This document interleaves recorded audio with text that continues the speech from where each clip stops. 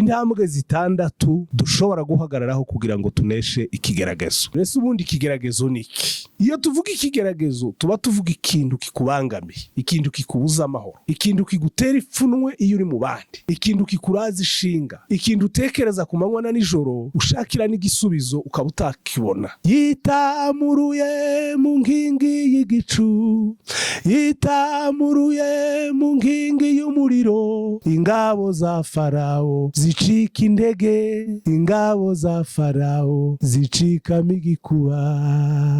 Gusenga everyday, gusenga buri munsi. Nusenga uzanesha, nunanigwa gusenga uzaneshwa. Senga. Reka gusuhuze inshuti ya Gusenga everyday, nizere ko mumeze neza. Umusozi muri kumwe nanje Manakiza Edouard, abari mu Rwanda, Shalom abari mu Burundi, abari muri Congo, abari muri Kenya, abari muri Uganda, abari muri za Mozambique, Malawi, Afrika y'Epfo, abari muri Afrika mwese mushaka kumva ikirundi, Kinyarwanda, Ikinyamurenge n'Ikinyabwisha. Shalom twakunda ni Gusenga everyday, nusenga uzanesha, ko no gusenga uzaneshwa. Senga ariko mugabane w'Uburayi, Shalom. Abari ku mugabane wa Asia, Shalom. Abari ku mugabane wa Amerika, mukora ibiganiro byacu, Imana ibaho umugisha. Ku mugabane wa Oceania, Imana ibaho umugisha. Kuko mukora kuri za Gusenga every turi kumwe n'umukozi w'Imana. Umukozi w'Imana uraho? Uraho neza nshuti. Amakuru yanyu? Turaho, turashima Imana. Imana yari guhumugisha n'ubwa mbere ugaragara kuri Gusenga everyday. Watangira wibwira abantu kuri Gusenga every urinde uri umuntu ki? Urakoze cyane mwene data munyamakuru kudutumira kuri iki kinyamakuru Gusenga everyday. Mudusabye kubibwira amazina. Nitwa Munyamahoro Yonasi, ndi umupapa wubatse, mfite umuryango w'abana 5 n'umudamu umwe, bose barakijijwe, ndetse mfitemo n'abuzukuru 5. Imana yampaye umugisha wo kwaguka ku muryango. Mirimo nkora rero, ndi umupasitoro, ndi umurevera pasiteri, ngize imyaka 20 nkora uwo murimo. Imana yakomeje kuntera iteka, kandi ikindi nishimiye kubana namwe kuri uyu murongo wivuga ubutumwa. Murakoze. Pasiteri rero, abantu bakurikiye hano n'abantu bari ku mpande zine z'isi, hari n'abantu muherukana kera, ariko hano ugitambutse ubutumwa barahita bakubona. Barahita bakubona, abantu bamaze igihe kirekire batakubona barahita bakubona, wanabasuhurizamo. Urakoze cyane, ndabashuhuje mwese mu izina rya Yesu. Abari hirya no hino ku migabane itandukanye y'isi aho mutuye, ndavuga nti amahoro y'Umwami Yesu Kristo abane namwe mwese, kandi turabakunda cyane. Murakoze. Mwatangira musenga Imana. Reka dusenga Imana. Data, mu izina rya Yesu turagushimiye, turagushimira imbabazi zawe n'ubuntu bwawe bwinshi ugira bwatumye udukunda muri Kristo Yesu. Ijambo riravuga ngo wabonye kwitwa Imana ubona ntiwabigundira, wisiga ubusa, ujana kamere k'umugaragu w'imbata, wemera kuganduka, upfa n'urupfu rwo kumusaraba. Nta kindi wari utugemuriye, wari utuzaniye n'agakiza, kandi agakiza kiteka. Ibyo turabigushimiye Mana.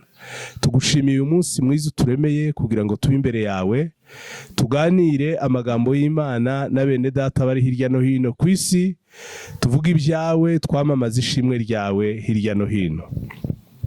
Urakoze rero Data ko ugira neza, kandi ubana natwe muri iki kiganiro, ndetse n'amagambo tugiye gutambutsa ava mu ijambo ryawe urihagararire, na bene data bose babasha kuryumva rigira ico ribakoraho, kuko ijambo ryawe n'ukuri kandi ntirizasubirayo ubusa nguko ubivuga. Urakoze rero kubyumvise, tubisenze mu izina rya Kristo Yesu Mwami. Amen. Urakoze cyane mwene data, Imana iguha umugisha. Nishimiye kubana namwe bene data bari ahantu hatandukanye muri iki gitondo cy'uyu munsi, kugira ngo tuganire namwe amagambo y'Imana. Ijambo ry'Imana ni ukuri, ijambo ry'Imana ni umuti, ijambo ry'Imana ni urumuri, ijambo ry'Imana ni imbuto imera, iterwa mu butaka ikamera kandi ikera imbuto. Ijambo ry'Imana kandi ni imbuto y'ubugingo. Iyo yameze mu buzima bwawe, ubonye ubugingo buhoraho, ntago ushobora gupfa, ntago ushobora kubora, ahubwo uvuye mu rupfu winjiye mu bugingo. Ni muri urwo rwego nagize ngo tuganire amagambo y'Imana dusanga mu rwandiko Pawulo yandikiye Abafilipi, ni igice cya 4 umurongo waho wa 6 n'uwa 7. Niyo mirongo yombi nagize ngo tuganireho. Turaza kuganira ku bintu bitandukanye, ariko reka dushingire kuri iki cyanditswe. Bibiliya iravuga ngo ntimukagire ico mwiganyira, ahubwo ibyo mushaka byose bimenywe n'Imana, mubisabiye mubyingingiye mushima. Umurongo wa 7, nuko amahoro y'Imana ahebuje rwose ayo umuntu yamenya azarindire imitima yanyu n'ibyo mwibwira muri Kristo Yesu. Amen. Iri ni ijambo nifuje ko tuganira namwe mwese abadukurikiye kuri uyu murongo muri ahantu hatandukanye, ribafashe kandi rishobore kubarema. Nsanganyamatsiko ivuga ngo intambwe 6 dushobora guhagararaho kugira ngo tuneshe ikigerageza. Intambwe 6 twahagararaho kugira ngo tubashe kunesha ikigerageza. Bibiliya itubwiye neza. Pawulo niyo wandikiye Abafilipi. Bibiliya ivuga ko iri ni itorero yakunze cyane kandi ryabanye nawe mu gihe yavugaga ubutumwa bwiza. Ryaramushyigikiye cyane mu buryo bw'amafaranga ndetse no kumusura. Hanyuma aza kubandikira aya magambo, arababwira ngo ntimukagire ikintu na kimwe kibatera amaganya, ahubwo ibyo mushaka byose bimenywe n'Imana, mubimenyesha Imana, mubibwira Imana, mubyereka Imana, mubisabiye mubyingingiye kandi mushima. Ibyo ni ibintu 3 yavuze aho ngaho. Aravuga ngo nuko amahoro ahebuje rwose, amahoro ya Kristo ahebuje rwose ayo umuntu yabasha kumenya, ngo azarindira imitima yanyu n'ibyo mwibwira muri Kristo Yesu. Bwana Yesu asifiwe sana. Rero iri jambo ndagira ngo turebe izi ntambwe 6 z'ikigeragezo n'uburyo nyabake ukuntu twanesha ikigeragezo. Nasomye amagambo y'Imana nsanga hari ibintu bitandukanye, cyangwa se hari inzira z'uburyo butandukanye ikigeragezo kinyuramo. Tutaraja kuri izo mpamvu ndagira ngo mbasobanurire se ubundi ikigeragezo niki. Iyo tuvuga ikigeragezo tuba tuvuga ikintu kikubangamiye, ikintu kikubuza amahoro, ikintu kigutera ipfunwe iyo uri mu bandi, ikintu kikuraza ishinga, ikintu utekereza ku manywa na nijoro ushakira n'igisubizo ukaba utakibona. Icyo nicyo kigeragezo, cyangwa se ni urugamba, ni intambara uri mu Rwanda. Icyo kigeragezo gishobora kuba ari cyo mu mwuka cyangwa se ari cyo mu mubiri kigaragarira abantu bose. Hari n'ikindi gishobora kuba kitagaragarira abantu, ariko wewe nka nyiracyo uhanganye nacyo ukakimenya. Nasomye ijambo ry'Imana nsanga rero hari ahantu 4 hakomoka ikigeragezo. Ahambere ni kuri Satani. Satani buriya niyo nyina w'ibibi, niyo se w'ibibi byose. Ibyo duhura nabyo muri iyi si, muri ubu buzima bitubangamira, nyirabayazana ni Satani. Iyo usomye ijambo ry'Imana mu gitabo cy'Itangiriro ibice 3, aho ni ikigeragezo cya mbere cinjiye mu isi kandi cyari gikomotse kuri Satani. Akorana n'abakurambere bacu Eva na Adamu, bityo bagwa mu cyaha. Aha kabiri hariho n'umugabo witwa Yobu, nawe yahuye n'ico kibazo cy'ikigeragezo kandi cyari gikomotse aho kuri Satani, nta handi cyari kivuye, ni kuri Satani. Aha kabiri ikigeragezo kiva ni ku bantu. Bibiliya imbwira ko bene Yakobo bigeze kubera mugenzi wabo ikigeragezo witwa Yosefu. Hari igihe abavandimwe, inshuti, abaturanyi, abo muziranye bashobora kukubera ikibazo n'ikigeragezo gikomeye cyane. Ibyo birashoboka, mujya mubibona hirya no hino. Kandi na Bibiliya iravuga ngo burya ngo umwanzi ni uwo mu nzu. Bene Yakobo babereye mwene se ikigeragezo mu buryo bukomeye. Tuzabikarukaho ikindi gihe nitwongera kubona umwanya wo kuba hano. Yakobo abahungu be 12 yabyaye ku bagore batandukanye 4. Umugore we wa kabiri yabyaye abahungu 2 gusa, uwitwa Yosefu na Binyamini. Uyu Yosefu yahuye n'intambara zikomeye atejwe n'abavandimwe be. Aho na ha kabiri ikigeragezo gikomoka, abavandimwe bashobora kukubera ikigusha, bashobora kubera ikigeragezo. Iyo urebye mu Itangiriro igice cya 36 umurongo wa mbere ukageza ku wa 12, aho hantu wahakura ayo makuru ukamenya neza ubuzima bwa Yosefu. Aha gatatu ikigeragezo gikomoka ni kuri wowe ubwawe. Bibiliya ijambo ry'Imana riravuga mu rwandiko rwa Yakobo, muri twebwe ngo hari irari rirwanira muri twe ritujyana mu bishuko by'uburyo butari bumwe, ukisanga wahuye n'ibibazo n'intambara zigukomokaho wowe bishingiye ku irari ryawe. Aha kane, ikigaragazo gikomoka, cyo ntitwakoresha ijambo ikigaragazo, ahubwo twavuga ko ari test y'Imana ikunyuzamo kugira ngo uve ku rwego uje ku rundi. Aho hantu rero ko ari hane tudatinze, niyo nkomoko, niyo soko y'ikigaragazo, naho ngaho ikigaragazo gikomoka. Mwene data rero, ushobora kuba uri munyura mu kigaragazo gitandukanye, gikomoka ahantu hatandukanye aho hose tuvuze, cyangwa se waba ufite umuvandimwe, inshuti barimo banyura muri icyo kibazo cy'ikigaragazo, cyangwa se ubungubu waba utagifite, ariko kuko turi mu isi yaguye mu cyaha, igihe kizagera nawe uhure n'ikigaragazo, kuko ntabwo waba muri iyi si ngo ureke guhura n'ibigaragazo. Hari umuririmbyi wo mu ndirimbo zo gushimisha Imana, inimero ya 10, abantu bazi urwo rurimi banakoresha izo ndirimbo, inimero y'100 nako yararirimbye ku gitero ca 3, aravuga ngo ndacyabona ibimbabaza, ngo hariho n'ibindushya. Muri iyi si rero hari bitubabaza byinshi, hariho n'ibiturusha byinshi, ariko aravuga ngo nyamara ubwo turi kumwe nawe Mwami ntacyo nzaba. Haleluya. Ubwo turi kumwe na Yesu ntacyo tuzaba. Nubwo ibigaragazo byaza, nubwo intambara zaba nyinshi, ariko dufite ihumure nk'abizera. Iyo turi kumwe na Yesu ntacyo dushobora kuba. Hariho rero isi ebyiri abantu dutuyemo. Hariho isi z'uburyo, isi ebyiri niko nabyita abantu dutuyeho.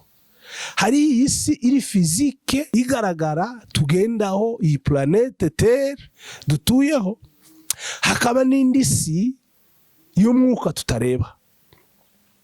Ibigaragazo byose n'inkomoko zabyo kuriya twabivuze, ahantu bikomoka nta handi, ni mu isi y'umwuka. Biza kwimanifesta, biza kugaragara muri iyi si y'umubiri, ariko byahereye mu isi y'umwuka aho tutabona. Niyo mpamvu rero nashatse kugira ngo tuganire kuri izi ntambwe z'ukuntu nyabaki dushobora guhangana n'ibyo bigaragazo bikomokaho muri iyo si y'umwuka, kandi turi muri iyi si y'umubiri. Reka nongere ngwibutse kino kintu. Wabikunda utabikunda, waba ubizi waba utabizi, twakwemeranya muri ibi ndimo mvuga, cyangwa se waba ufite ubundi buryo witekerezaho, uko byaba bisa kose, reka ngumenyeshe ko ibigeragezo byanga byakunda tugomba guhura nabyo. Nari mvuze ko dutuye ku isi ebyiri, hari isi y'umubiri akaba n'isi y'umwuka. Iyi si y'umwuka rero uburyo tuyigeramo nta bundi, ari nayo soko ahakomoka ibigeragezo, tuyigeramo mu buryo bwo gusenga. Niyo mpamvu Pawulo yanditse hano aravuga ngo ntiyakagira icyo mwiganyira, ibyo mushaka byose bimenywe n'Imana. Ni ukuvuga ngo iyi si y'umwuka tuyinjiramo biciye mu masengesho. Wibuke ubuzima bwa Yesu ari hano ku isi, amasaha ye menshi, umunsi yatangiraga ministry ye yafashe iminsi 40 n'amajoro 40 ari imbere y'Imana asenga. Yahuye n'ibigaragazo by'uburyo butandukanye, ibyo nabyo tuzabigarukaho, ariko insinzi nta handi yayivanye mu gusenga. Kuko iyo usenga Imana uragenda ukinjira muri iriya si y'umwuka y'ikigaragazo gikomoka, hamwe n'imbaraga z'Imana zituyobora, ukagitsindira iyo ngiyo hirya kitarakugeraho. Niyo kinakugezeho nanone ugenda yari kwisoko aho gikomoka ukakirangiza. Dufite imbaraga duhabwa n'Imana nk'abizera. Bwana Yesu asifiwe sana. Amen. Aravuga rero ngo ntimakagire ikintu kibatera amaganya. Mu gihe cy'ikigaragazo ntugomba kuganya, ntugomba kurira, ntugomba kuvuga ngo biracitse karabaye. Oya, Bibiliya yatubwiye neza ngo ni mu gihe ugomba kwegera Imana. Mu kigaragazo egera Imana, uyibwire ibibazo byawe, ubisabe, uyinginge, kandi nyuma yaho ushime. Avance Imana izaguha nk'igisubizo. Bibiliya yatubwiye ngo amahoro ahebuje y'umuntu yabasha kumenya, ngo ni azarindira umutima wawe muri Kristo Yesu. Haleluya. Azarinda umutima wawe, ndetse n'ibyo wibwira byose azabifata abishyire muri Kristo birindwe. Reka rero turebere hamwe intambwe 6 dushobora guhagararaho kugira ngo kino kigeragezo tube twagitsinda. Iya mbere niyo mvuye kuvuga ni ukubibwira Imana. Petero yabivuze neza, yaravuze ngo muyikoreze amaganya yanyu yose kuko yita kuri mwe. Amaganya yacu yose tuyafate tuyikoreze Yesu. Afite umugongo mugari. Yakobo asezera ku bana be, yageze kubo bita Isakari, yarimo abahanurira, aravuga ngo Isakari uri indogobe y'inyamaboko, ngo kandi ngo uryamye hagati y'ingo z'intama, ngo ibitugu byawe byarahetamye kugira ngo wikorere imitwaro. Ubwo yamubonaga mu shusho ya Yesu kuko ari uzikorera imitwaro yacu. Ndibuka hari umuhanuzi Yesaya nawe yaramubonye, aravuga ngo nukuri ndimba zacu nizo yishyizeho, imibabaro yacu niyo yikoreye, yashenjaguriwe gukiranirwa kwacu. Aravuga ngo igihano twebwe kiduhesha amahoro cyari kuri we. Amen. Rero nta mpamvu yo kwiganyira bene data, ikibazo cacu kimenyeshe Yesu. Abantu iyo bahuye n'ikigeragezo hari ukuntu wirukira mu bantu. Birashoboka ko Imana ikoresha abantu kugira ngo bave mu gisubizo cyawe, ariko umuntu utatumwe n'Imana ntashobora kukubera igisubizo. Iyo wabibwiye Imana mu isi y'umwuka, Imana irabireba ikamenya aho bikomoka, ikamenya naho igisubizo cyava. Nimba inagutumyeho umuntu akuza hari umumaro, intambwe ya mbere yo kunesha ikigeragezo ni ukukibwira Imana. Haleluya. Amen. Hari umuririmbyi waririmbye aravuga ngo bibwire Yesu, ubibwire Yesu ngo niwe nshuti ihebuje, ngo nta n'iyindi wabona imeze nkawe. Byose ibibazo byawe byose ubifate ubimuganyire. Iyo ni intambwe ya mbere. Nta mpamvu rero zo kugira amaganya, nta mpamvu zo kwitotomba. Bibiliya iravuga ngo Yesu nta kindi camuzanye, ngo yaje gutanga ubugingo bwe kuba incungu ya benshi. Yaje gukorera abandi no gutanga ubugingo bwe kugira ngo bube incungu ya benshi. Arahari Yesu, ari mu mwanya mwiza kugira ngo agutega amatwi, abe yafata ibikugoya birangize. Hariya muri Mariko igice ca 10 umurongo wa 45, Bibiliya iravuga ngo kuko umwana w'umuntu ataje gukorerwa. Yesu ntabwo yaje gukorerwa, ahubwo yaje gukorera abandi. Yaje kunkorera, yaje kugukorera, yaje kudukorera, ngo atange n'ubugingo bwe ku bwacu kugira ngo tubashe gucungurwa. Iyo ni intambwe ya mbere nihuse. Iyo wabibwiye Yesu, Yesu arabyumva kandi akakubera igisubizo. Abantu bakunda kuvuga ngo pole, bakavuga ngo désolé, abantu bakavuga ngo usanze ntakomeze, nimba ufite ikibazo gisaba ubushobozi runaka, ariko Yesu ntajya atanga pole. Yesu ajya kubwira ngo ndaje kandi ndabikemura. Bibwire Yesu rero, arahari kandi arashoboye. Icya kabiri, intambwe ya kabiri tugomba guhagararaho kunesha ikigeragezo ni ukuganiriza ubugingo bwawe. Bwana Yesu asifiwe sana. Amen. Umuntu nguko mumuzi aremye mu bice bitatu. Igice ca mbere ni umubiri, igice ca kabiri ni umwuka, igice ca gatatu ni ubugingo. Ibyo byose ko ari bitatu birakorana. Ni ukuvuga ngo ubugingo n'umwuka ntibigaragara ngo tubirebe kuri aya maso yacu, ariko kandi nibyo motere, nibyo bikora. Iyo ikigaragazo kije ahantu haba atake bwa mbere ni mu bugingo. Aha mu bugingo rero hari ibintu bihaba. Niyo haba ubwenge, niyo haba gutekereza, niyo haba gufata ibyemezo. Mu gihe rero uri mu bigeragezo uruzi utekereza cyane, ndetse ugasanga wanarushye. Nicyo gihe abantu bavuga ngo naraye ku ijoro ntekereza ngo bunkeraho. Burya hariho ibyumvirizo 5 cyangwa se 5 senses zigize ubuzima bw'umuntu. Hariho amaso, hariho amazuru, hariho ururimi, hariho umubiri n'ibindi. Ibyo byose ni ibintu bidufasha kugira ngo twakire amakuru ava hanze. Iyo uri mu kigeragezo, biriya bintu byose bizana amakuru, kandi amakuru bikugezaho yose aza ari negative. Ibyo rero bikorana n'ubugingo bwacu. Niyo mpamvu aha tugaruka ku kintu kivuga ngo buganirize. Iyo ubugingo wamaze kubuganiriza ukabwemeza mukarwariza ku mugozi umwe, ibintu biremera. Bwana Yesu asifiwe sana. Amen. Ibintu biremera, urabifata ukabyiyegereza, kuko uba ibikurimo, ibikugoye bya bindi mbega ukuremye n'ukumeze byose uba wamaze kwikonsantara, ukiyegurira Kristo. Ibi bintu rero ubishobozwa n'ibintu bibiri. icambere ni ugusura amateka yawe. Asifiwe Bwana Yesu. Amen. Ni ugusubira inyuma ukareba ubuzima bwawe uhereye mu buto bwawe kuva umenya ubwenge kugeza muri ico gihe urimo cyo guhura n'ibibazo. Usubiza amaso inyuma ukareba Imana uko wagendanye nayo. Hari ukuntu rero Satani abeshya umuntu akakwereka ko ubirangiye kandi ejo hashize ejo bundi warabonye Imana, warabonye ukuboko kw'Imana. Bibiliya itubwira umugabo w'Imana witwa Dawidi. Yabanye n'Imana mu buzima bwe, yahuye n'intambara z'uburyo butandukanye, yahuye n'akaga ku buryo bwinshi. Umunsi wa nyuma ngo yaje guhura na Goliyati.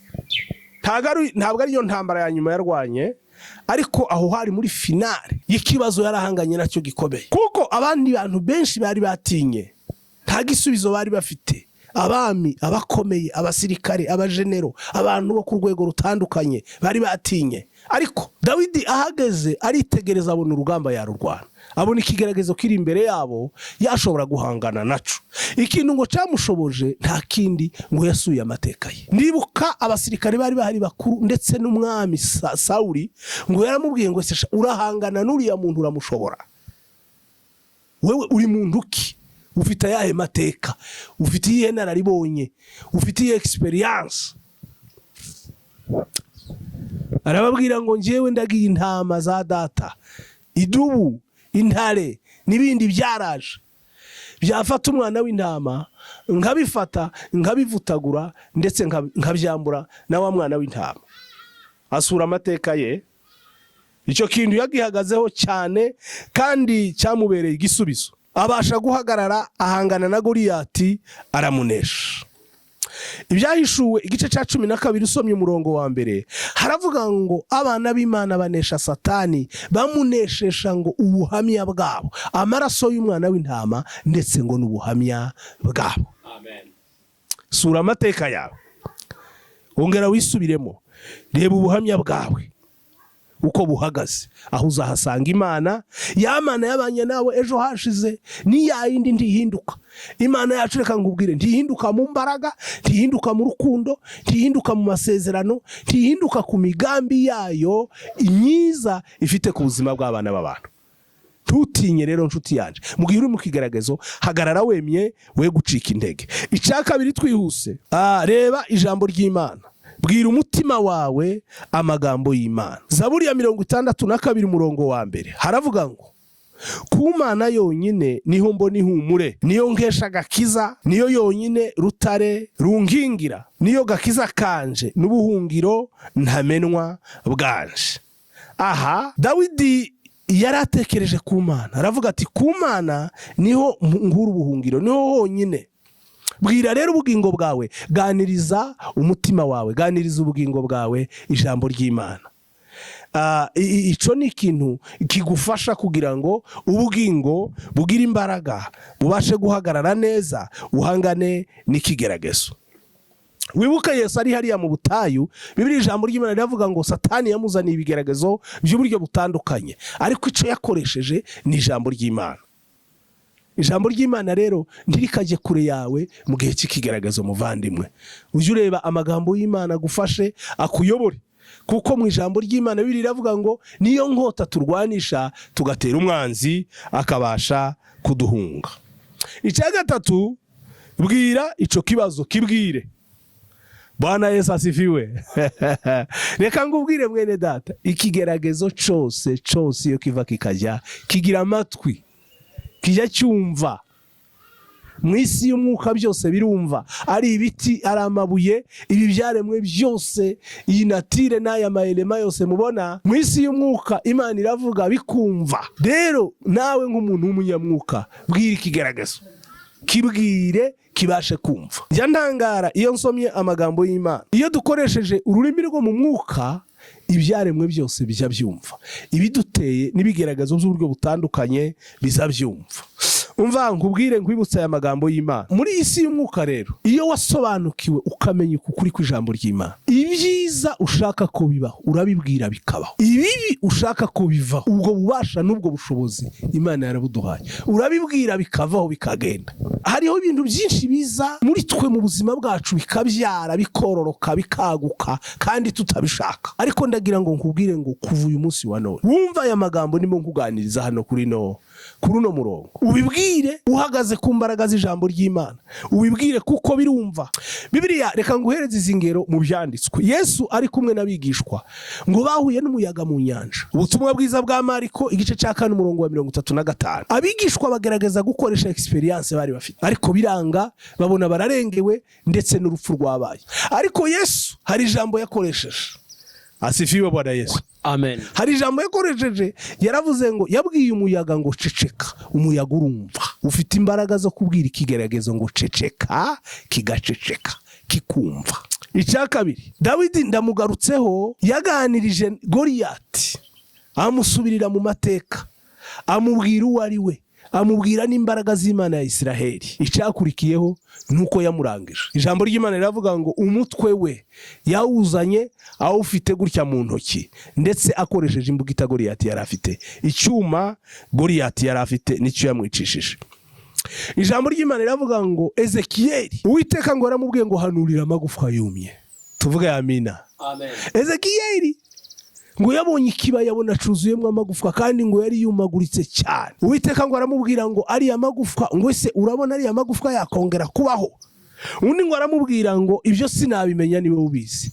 Aramubwira ngo genda wegera ari amagufwa yahanurire. Umukozi w'Imana ngo arahanura, arongera arahanura, ngo agihanura amagufwa ngo atangira kwegerana. Aravuga amagufwa aregerana, mu mwanya ngo yose aregerana.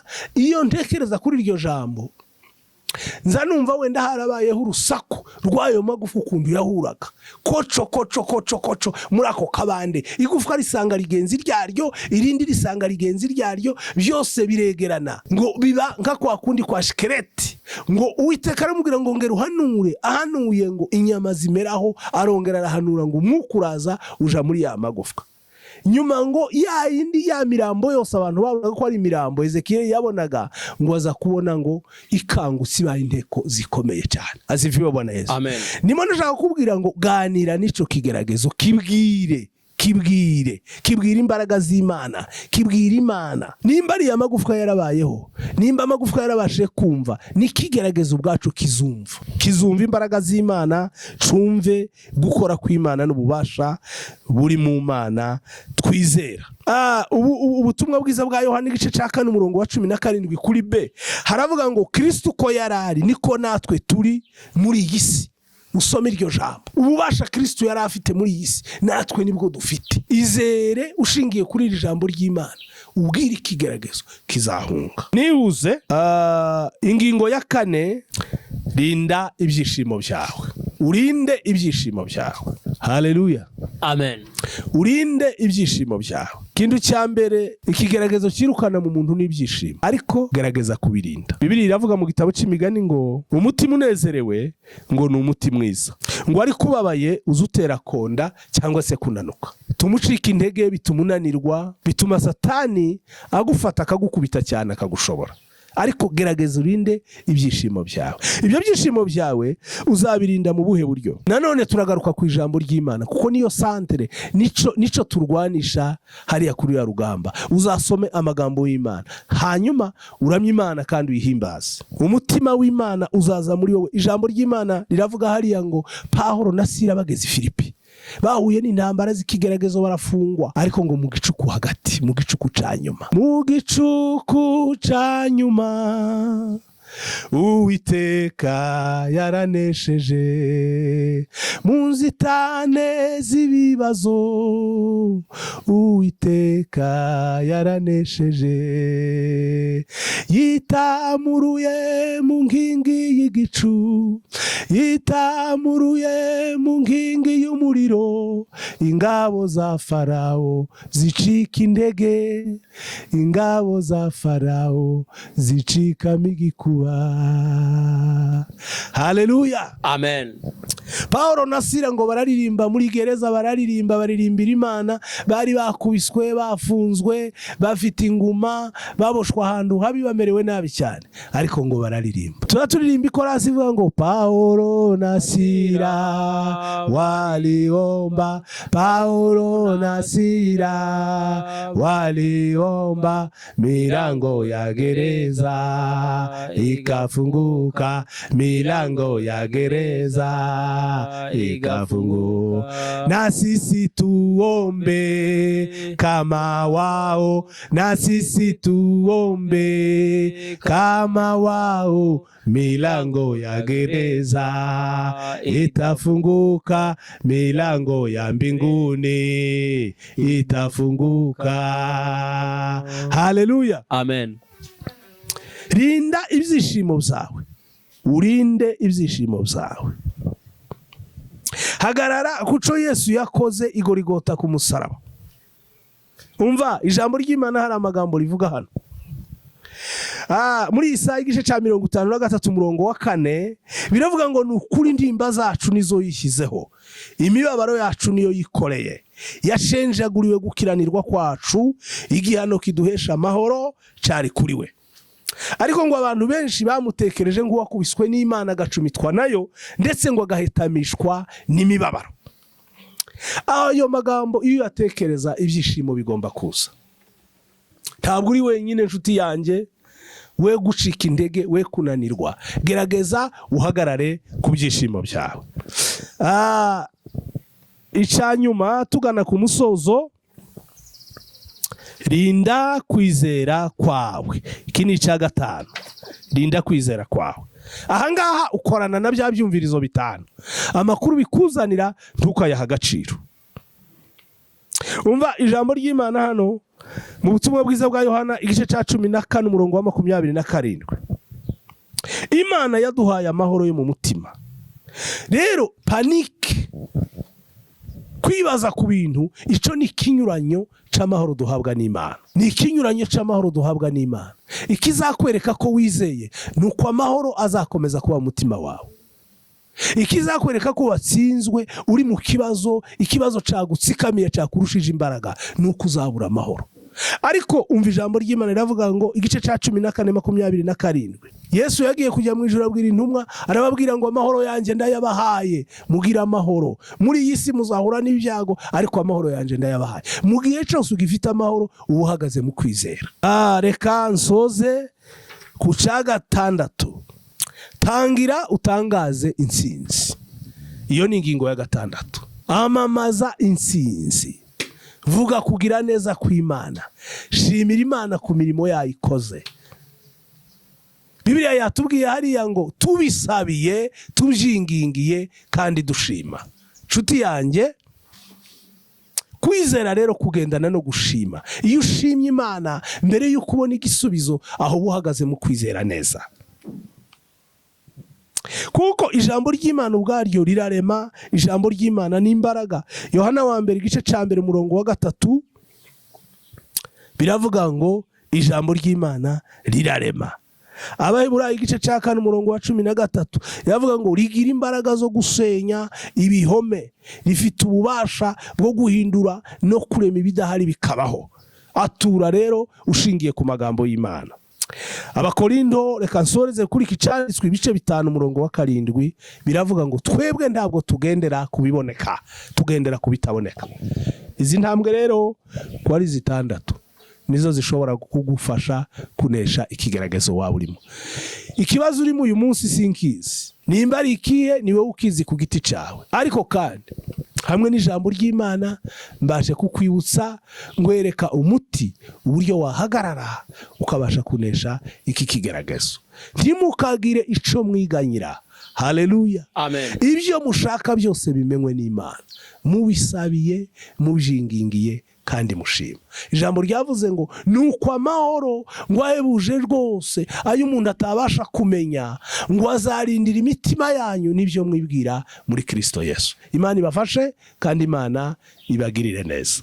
Mwari kumwe rero na Revera Pasiteri Munyamahoro Jonas, nongeye kubabwira izina ryanjye. Wifuza kutuganiriza, waba ashaka wenda afite ikibazo yabaza, inimero zacu ni 0782 68981 iyo ni nimero ushobora kutubonaho mu buryo bworoshye ukoresheje kuduhamagara call.